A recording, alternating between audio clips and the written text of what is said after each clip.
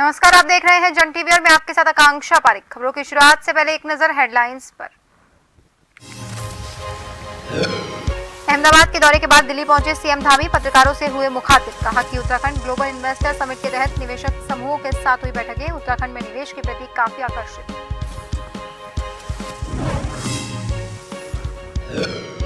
चंपावत के उत्तराखंड परिवहन निगम के पर्वतीय लोहाघाट डिपो को बेहतरीन सेवा के लिए पूरे प्रदेश में मिला दूसरा स्थान। देहरादून में डिपो के एजीएम को प्रशस्ति पत्र और ट्रॉफी देकर किया गया सम्मानित।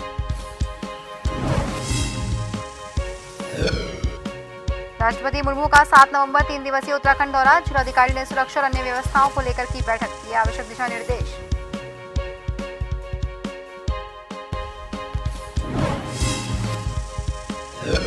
लोकसभा चुनाव 2024 की तैयारियों में जुटी बीजेपी। भाजपा गढ़वाल और कुमाऊं मंडल में 19 से 21 नवंबर को करेगी सम्मेलन। युवाओं को जोड़ा जाएगा संगठन से।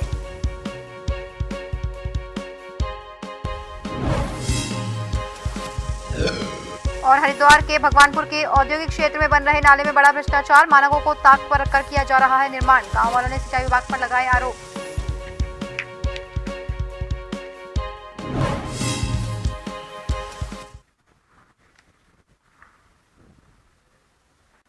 और अब खबरें विस्तार से।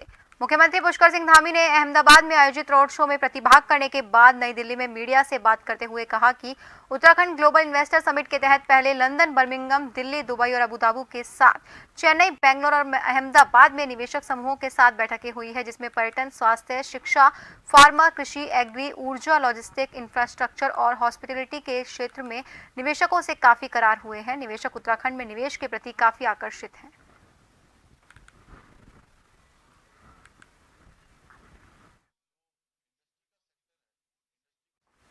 उत्तराखंड सरकार में नवनियुक्त प्रधानमंत्री ग्रामीण सड़क योजना के उपाध्यक्ष शिव सिंह बिष्ट का पहली बार खरेही पहुंचने पर भाजपा कार्यकर्ताओं और पदाधिकारियों ने फूल मालाओं से जोरदार स्वागत किया। राज्य मंत्री शिव सिंह बिष्ट ने मुख्यमंत्री पुष्कर सिंह धामी और केंद्रीय नेतृत्व का आभार जताया और कहा कि ग्रामीण क्षेत्रों में सड़कों के लिए वो पूरी निष्ठा से कार्य करेंगे और उत्तराखंड में प्रधानमंत्री ग्राम सड़क योजना के जरिए उत्तराखंड के हर गाँव को सड़क से जोड़ना प्राथमिकता रहेगी।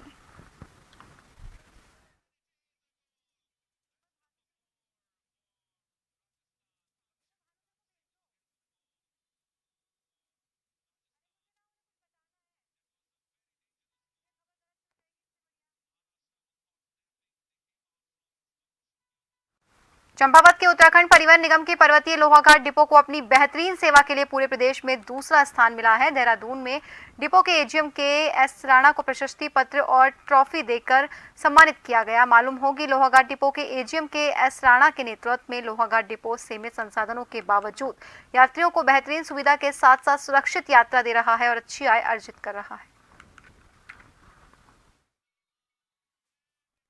क्षेत्र का छोटा डिपो है, इसमें 32 गाड़ियां हैं और हर ड्राइवर, हर कंडक्टर और तकनीकी कार्मिक और यहाँ के कर्मचारियों का अहम भूमिका रही, जिससे हमारा बस की उपयोगिता पर्वतीय क्षेत्र में 321 रही, जो all in over second number पे रही, जिसके फलस्वरूप हमें एक ट्रॉफी, प्रशंसा पत्र प्रदान किया गया है और इसके लिए हमें और सराहना की जाती है कि अच्छा कार्य किया है हमारे निगम प्रबंधन ने।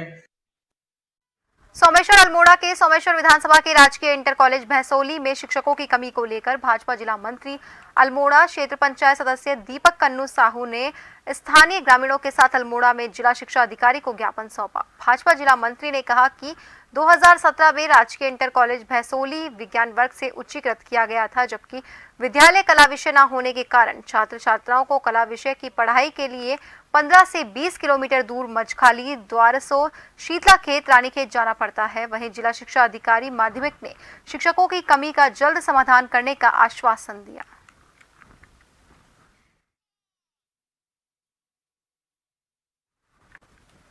चंपावत के बनबसा सेना भर्ती केंद्र में चल रही अग्निवीर भर्ती में शामिल होने वाले जिले के युवाओं के लिए उत्तराखंड परिवहन निगम के लोहाघाट डिपो ने अतिरिक्त बस सेवा शुरू कर दी है, ताकि युवाओं को किसी भी तरह की दिक्कतों का सामना न करना पड़े।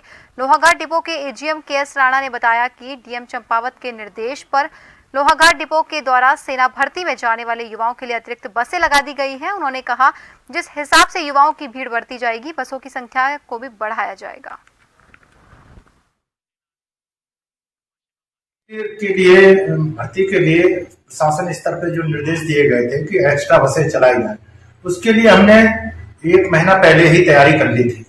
और जैसे भी अभ्यर्थियों की भीड़ बढ़ती है, आवश्यकता अनुसार उनको बसों को लगा दिया जाता है। इसके अलावा जो भी अभ्यर्थी किसी तरह की कोई परेशानी होती है, वो हमारा कंट्रोल रूम में सीधे बात कर लेते हैं कि भाई पानी की कमी है या और कुछ कमी है, तो वो पानी की भी व्यवस्था कराई जा रही है, जिससे हमारे यहाँ के पर्वतीय क्षेत्र के लोगों को किसी तरह की यात्रा का असुविधा ना हो। इसके लिए पूरी व्यवस्था कर ली है हमने, और जैसे जैसे डिमांड आ रही है हम उसको गाड़ियों को हम लगा दे रहे हैं।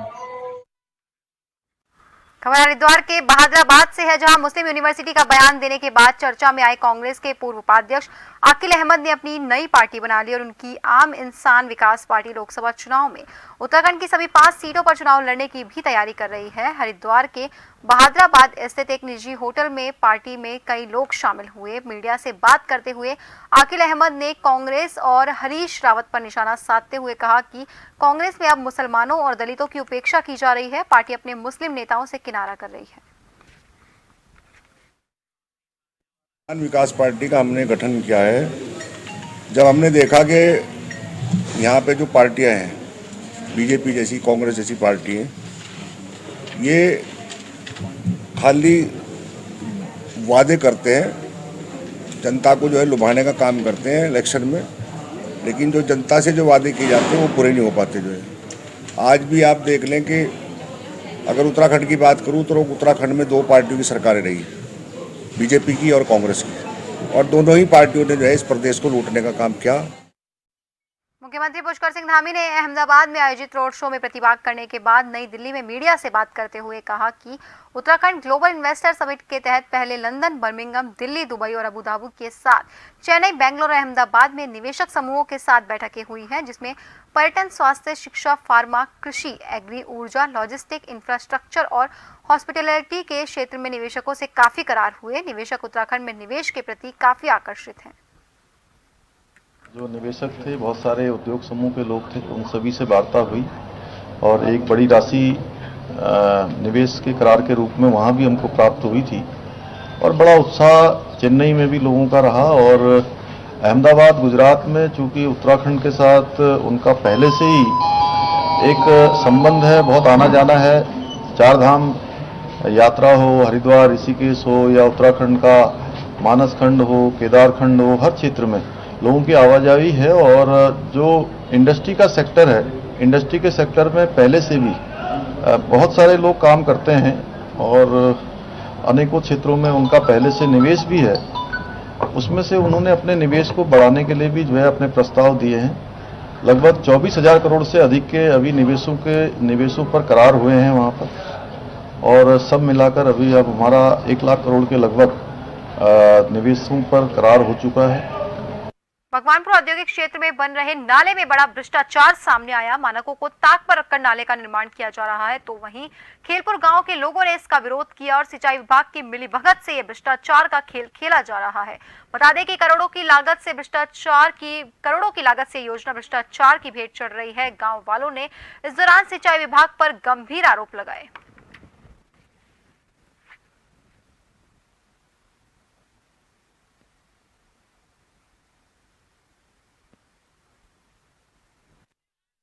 जो खेलपुर में उत्तर से दक्षिण की तरफ नाला बन रहा है जी, इसमें ना तो कोई मटेरियल लगाया जा रहा है और इसकी जो दीवारें हैं वो कहीं को नीचे हैं, कहीं को ऊपर हैं। बनाते समय और बनाने के बाद भी किसी के मकान गिर गए, दीवार गिर गई और यहाँ रोज़ एक्सीडेंट भी हो रहे हैं। पानी इनमें से बाहर निकलता है और एक महिला का मकान भी गिरा, उसके बच्चे को चोट लग गई, उसको खुद चोट लग गई। कहीं को आड़ा टेढ़ा बना रखा है और कहीं को 1 इंच माल लगा रखा है दीवारों में, कहीं 10-10 इंच लगा रखा है। इसका कोई निरीक्षण या कोई जो है ना जो मुआयना है वो कभी हुआ नहीं है। ना कोई जनप्रतिनिधि इसमें आकर देख रहा है, ना कोई शासन प्रशासन का आदमी आ रहा है।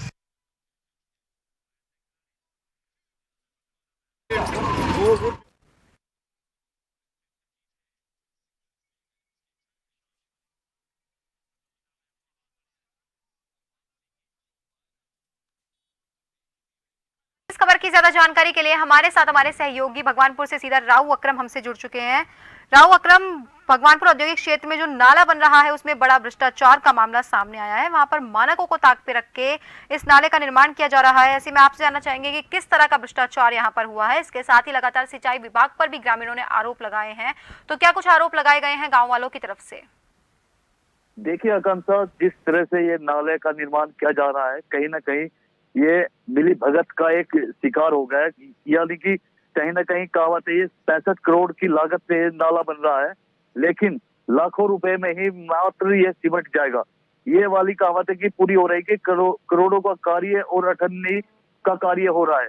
ये वाली कहावत इसमें हो रही है।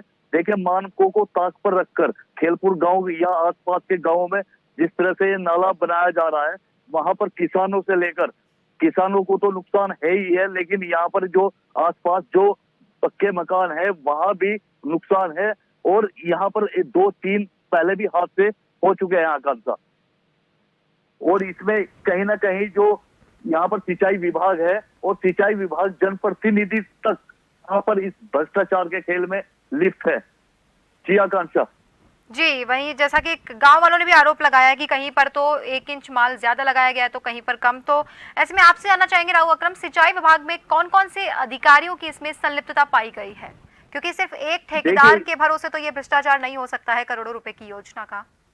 देखिए आकांक्षा, जिस तरह से ये खेल खेला जा रहा है, जो सिंचाई विभाग के एसडीओ है, जेई है, उनसे लेकर जो यहाँ पर जनप्रतिनिधि भी है, ये राज्य सरकार के जो मुख्यमंत्री साहब है, उनका नाम लेकर यहाँ पर भ्रष्टाचार कर रहे हैं कि जो जहां पर जाना चाहते हो वहां पर चले जाओ। लेकिन ये कार्य किसी तरीके से नहीं रुकेगा। आप तस्वीरों में भी देख सकते हैं इस तरह की जो ईंटें हैं यहाँ पर, और जो यहाँ पर दीवारें हुई है, कोई 4 इंच है तो कोई 5 इंच।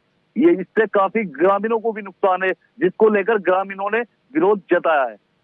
जी जी, बहुत बहुत धन्यवाद राव अकरम तमाम जानकारी के लिए हमसे जुड़ने के लिए। तो तस्वीरों में भी आप साफ तौर पर देख सकते हैं कि किस तरह से नाले के निर्माण में घटिया सामग्री का इस्तेमाल किया जा रहा है, जिसके लिए ग्रामीणों ने सिंचाई विभाग पर आरोप लगाया है। और इसके साथ ही ग्रामीणों का कहना है कि ये भ्रष्टाचार की वजह से, ये करोड़ों रुपए की योजना जो कि भ्रष्टाचार की तरफ चढ़ गई है, उसकी वजह से उनके पक्के मकानों को नुकसान होने की संभावना है।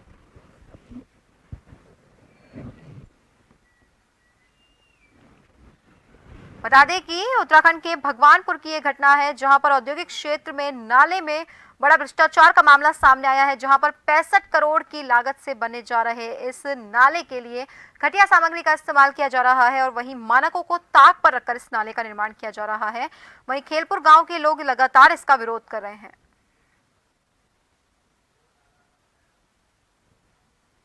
बता दें कि ये करोड़ों की लागत भ्रष्टाचार की भेंट चढ़ रही है। वहीं सिंचाई विभाग की मिलीभगत का आरोप भी गांव वालों की तरफ से इस योजना में लगाया गया है। बता दें कि गांव वालों ने सिंचाई विभाग पर गंभीर आरोप लगाते हुए कहा है कि इस नाले की योजना से उनके पक्के मकानों को काफी नुकसान है। साथ ही इसमें घटिया सामग्री का इस्तेमाल किया जा रहा है। कहीं पर 1 इंच मोटी दीवार लगाई जा रही है तो कहीं पर छोटी दीवार का निर्माण किया जा रहा है।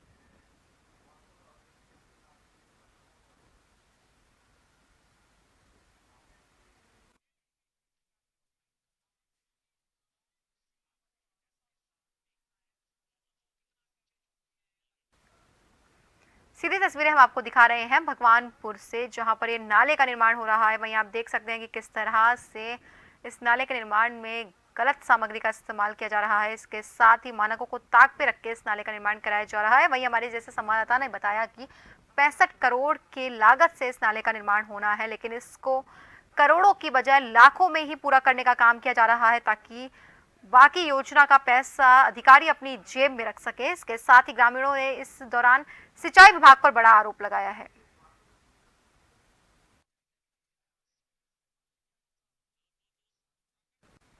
और फिलहाल के लिए खबरों में रुकेंगे एक छोटे से ब्रेक के लिए। जल्द हाजिर होंगे, बने रहिए जन टीवी के साथ।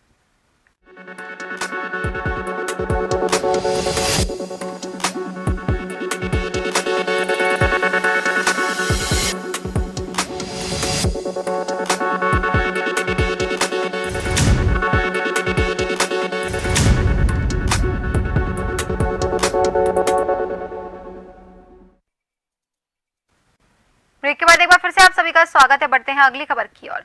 काशीपुर विधानसभा में बाजपुर रोड स्थित एक होटल सभा भवन में भाजपा कार्यकर्ताओं ने राज्य स्तरीय राष्ट्रीय ग्रामीण स्वास्थ्य और अनुश्रवण परिषद के उपाध्यक्ष बनने पर प्रथम बार काशीपुर आगमन सुरेश भट्ट का फूल मालाओं से स्वागत किया। कार्यक्रम में भाजपा जिला अध्यक्ष गुंजन सुखीजा ने कहा कि शीर्ष नेतृत्व ने सुरेश भट्ट जी को उपाध्यक्ष बनाकर धरातल से जुड़े कार्यकर्ताओं का मान बढ़ाया है। सुरेश भट्ट ने कार्यकर्ताओं से संगठन की मजबूती के लिए काम करने को कहा। उन्होंने कहा कि केंद्र सरकार और राज्य सरकार की योजनाओं के विकास परक नीतियों को जन जन तक पहुंचकर आगामी होने वाले लोकसभा चुनाव में भाजपा की भारी वोटों से जीत दर्ज कराने के लिए कार्यकर्ता एकजुट होकर जमीन से जुड़कर काम करें।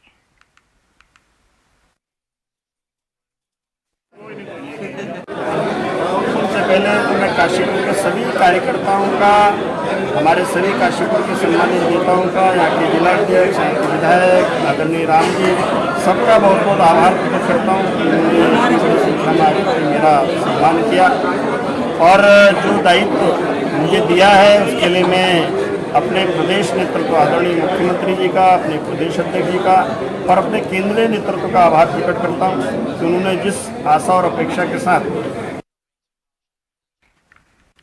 29 अक्टूबर को देहरादून में आयोजित समारोह में अपर मुख्य सचिव आनंद वर्धन और पूर्व मुख्य सचिव आर रविशंकर द्वारा उन्हें teacher of the year award 2023 से पुरस्कृत कर सम्मानित किया गया, जिसमें लोहाघाट के राजकीय पीजी कॉलेज के राजनीतिक विज्ञान विभाग के विभागाध्यक्ष डॉक्टर प्रकाश लखेड़ा को उच्च शिक्षा के क्षेत्र में उल्लेखनीय कार्य किए जाने पर सम्मानित किया था।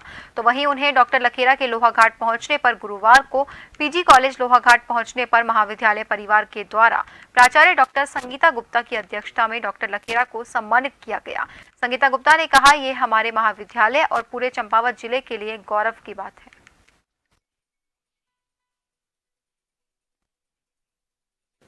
सर्वप्रथम स्वामी विवेकानंद राजकीय स्नातकोत्तर महाविद्यालय लोहाघाट में आदरणीय डॉक्टर संगीता गुप्ता जी का मैं धन्यवाद ज्ञापित करना चाहता हूं कि जिनके मार्गदर्शन और प्रेरणा से यह अवार्ड मुझे मिला है। समय समय पर शिक्षा के क्षेत्र में और अन्य गतिविधियों के लिए वो प्राध्यापकों और छात्र छात्रों को प्रेरित करती हैं और मैंने भी वो काम किए जो हमें शासन के द्वारा मिले थे और जो विद्यार्थियों के भविष्य के लिए और उन्हें उनके उद्यमशीलता को और बड़ा बनाने के लिए मैंने काम किए हैं। उन्हीं उपलब्धियों में मुझे पुरस्कार मिला हुआ है। लोकसभा चुनाव 2024 की तैयारी को लेकर बीजेपी ने अभी से रणनीति तैयार करनी शुरू कर दी है, जिसके तहत बीजेपी अनुसूचित जाति जनजाति के वर्तमान जनप्रतिनिधि और पूर्व जन्म जनप्रतिनिधियों के साथ गढ़वाल और कुमाऊं मंडल में 19 नवंबर से 21 नवंबर को सम्मेलन करने जा रही है। इसके साथ ही युवाओं को जोड़ने की भी पार्टी ने रणनीति तैयार कर ली है। इस संबंध में भाजपा प्रदेश अध्यक्ष महेंद्र भट्ट ने मीडिया से बात करते हुए कहा कि अनुसूचित जाति और जनजाति के प्रधान क्षेत्र पंचायत सदस्य निकायों के प्रतिनिधि, विधायक, सांसद, वर्तमान और पूर्व सभी के साथ पार्टी सम्मेलन करने जा रही है, जिसमें इन प्रतिनिधियों को समाज के 18 साल से 35 साल के बीच आयु वाले गैर राजनीतिक संगठन से जुड़े युवाओं को भी जोड़ने का लक्ष्य दिया जाएगा।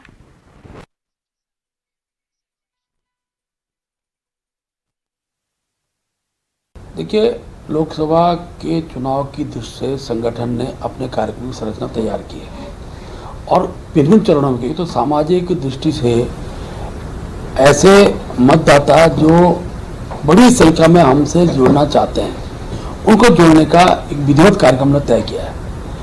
पहले हमने अनुसूचित जाति के जो हमारे जनप्रतिनिधि हैं, वर्तमान हैं, पूर्व जनप्रतिनिधि हैं, सांसद तक, उनके हमने सम्मेलन तय किए। उनकी तिथि भी हमने घोषित कर दी है। 19 तारीख को गढ़वाल का रहेगा और 21 तारीख को आपका कुमाऊं क्षेत्र का, 20 तारीख को जनजाति का गढ़वाल का भी कार्यक्रम हम लोग करने वाले हैं। इसमें जनप्रतिनिधि बीडीसी मेंबर से लेके नगर पालिका सभासद से लेके चेयरमैन से लेके विधायक सांसदों का कार्यक्रम होगा।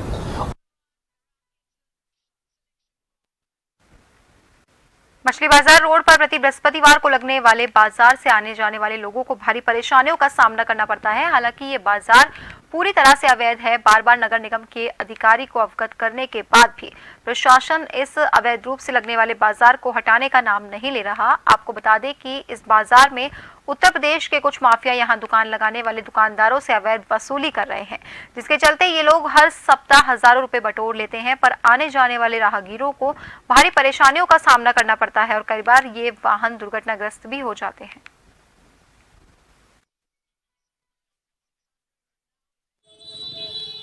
सड़कों पे और पटरी पे किसी प्रकार का अतिक्रमण न करें। नगर निगम ने बार बार हटाया भी है, क्योंकि वो अस्थायी अतिक्रमण है, हम हटाते हैं फिर वो आ जाते हैं। उनके खिलाफ दंडात्मक कार्रवाई भी की है गई, ये सामान जब्त करके नीलाम भी किया गया। वो सारी चीज़ें करने के बावजूद ये लोगों को भी सहयोग करना पड़ेगा कि सड़कों और पटरियों पर किसी प्रकार का अतिक्रमण न करें, न होने दें। बाकी नगर निगम अभी भी कार्रवाई कर रहा है। अभी थोड़ी देर पहले भी मेरे द्वारा अतिक्रमण हटाया गया है और नगर निगम कार्रवाई लगातार चल रही है और उनके विरुद्ध कार्रवाई की जाएगी। फॉरेस्ट इलाके से भटककर जो बाघ पार्क के दीवार रेंज के गांव में घूमता हुआ देखा गया था, उसे 27 अक्टूबर को वन विभाग के अफसरों ने पकड़कर वापस कॉर्बेट टाइगर रिजर्व में छोड़ दिया। फॉरेस्ट इलाके में भटककर जो बाघ पार्क के दिवा रेंज के गांव में घूमता देखा गया था, उसे 27 अक्टूबर को वन विभाग के अफसरों ने पकड़कर वापस कॉर्बेट टाइगर रिजर्व में छोड़ दिया। इससे पहले नरबाग की रिजर्व के अंदर डॉक्टरों की टीम ने जांच की। गढ़वाल वन प्रभाग पौड़ी की दीवा रेंज धुमाकुर से एक टाइगर जो है वो आबादी क्षेत्र में दिख रहा था, तो इसको दिनांक 27 तारीख को वहाँ से रेस्क्यू किया गया और 28 तारीख को इसको ढेला स्थित रेस्क्यू सेंटर में लाया गया है और वहाँ पे इनका पशु चिकित्सा अधिकारी के द्वारा इसका उपचार किया गया।